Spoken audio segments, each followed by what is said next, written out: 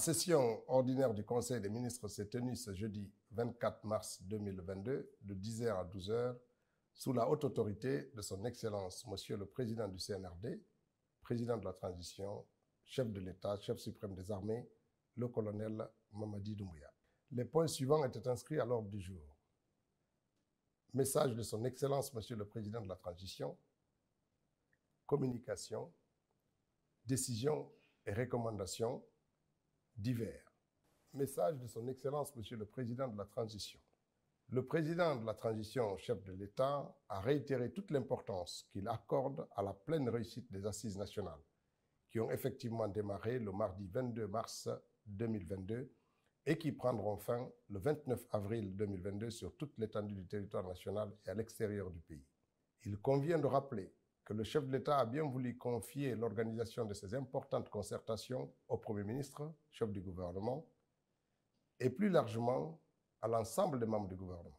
Le chef de l'État a invité le chef du gouvernement à mettre en place le Comité national des assises tel qu'il a annoncé dans son discours lors de l'ouverture officielle des assises. Communication. Le Premier ministre a essentiellement axé sa communication sur l'organisation et le déroulement des assises nationales. Il a rappelé que l'objectif principal est de les réussir en restant dans la vision du chef de l'État. Pour ce faire, il a indiqué les préalables suivants: être organisé, structuré, avoir les moyens et mettre le cœur pour aboutir aux meilleurs résultats. Le chef du gouvernement a félicité le ministre de l'Aménagement du territoire et de la décentralisation pour la bonne organisation de la cérémonie d'ouverture.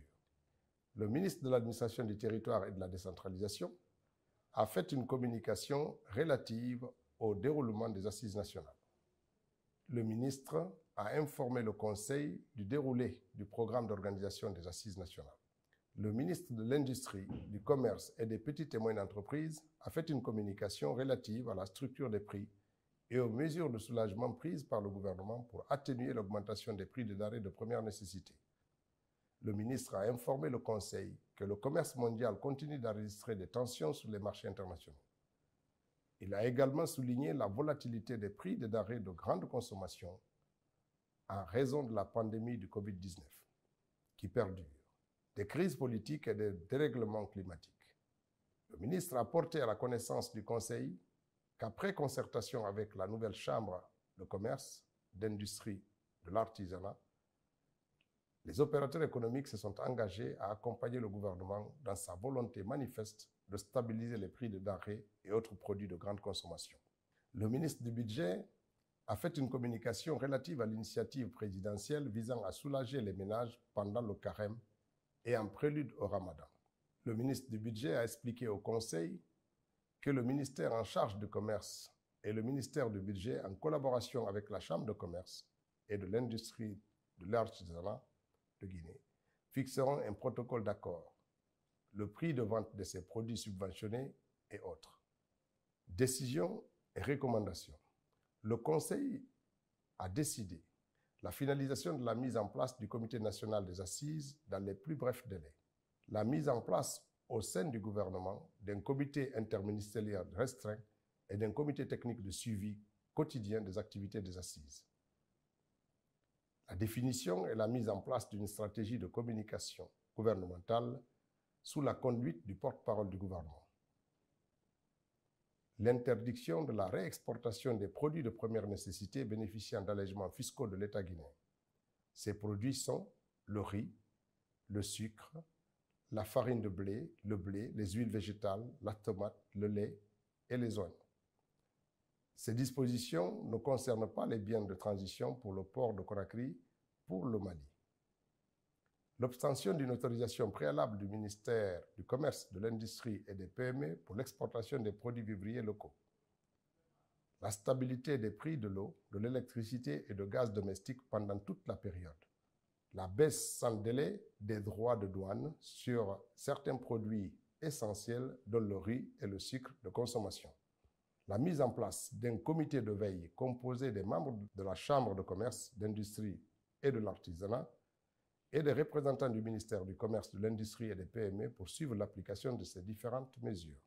Un communiqué conjoint des ministres du Commerce et du Budget sera publié dans les plus brefs délais. Concernant l'exercice par l'État du droit de transport des produits miniers et conformément aux dispositions de l'article 137 du Code minier, l'État décide d'exercer le droit de transport maritime de 50% de la production de toutes les sociétés minières en phase de production et d'exportation à compter de la date du présent communiqué. L'État exercera ce droit soit directement, soit par l'intermédiaire de toute autre entité agissant en son nom.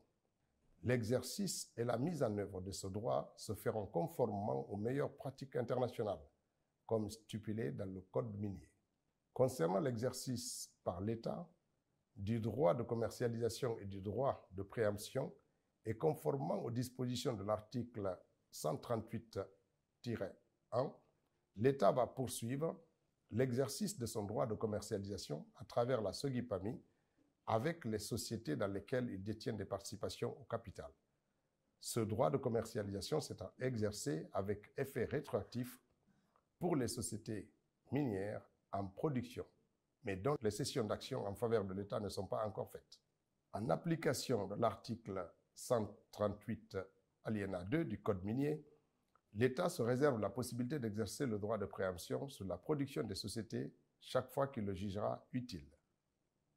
Pour la mise en œuvre de cette décision, le ministère des Mines et de la Géologie procédera dans les prochains jours au recensement du niveau de mise en œuvre de ces droits par les sociétés minières, tout en accélérant le transfert des parts de l'État dans les nouvelles entités. Divers.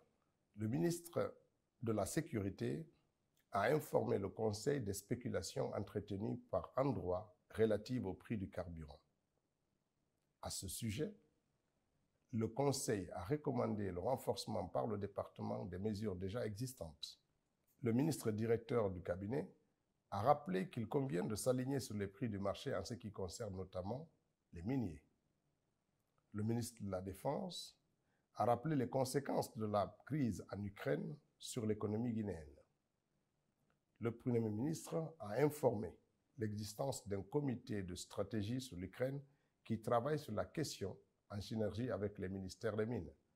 La même préoccupation a été soulevée par Madame la ministre de la Pêche concernant l'augmentation du prix du baril de pétrole et les conséquences collatérales sur l'approvisionnement en poissons et d'éventuelles spéculations sur les prix par certaines mareyeuses. Conakry, le 24 mars 2022. Le Conseil des ministres.